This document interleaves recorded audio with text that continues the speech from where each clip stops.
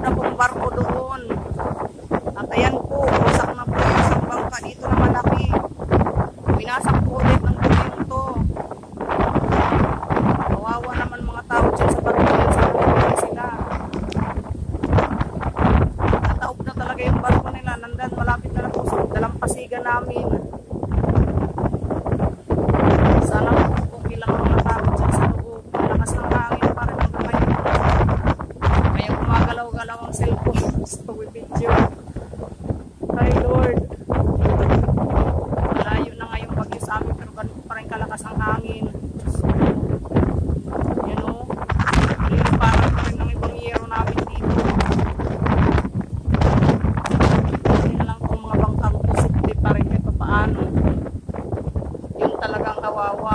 At saka yung barkong nandoon sa may dalampasigan namin.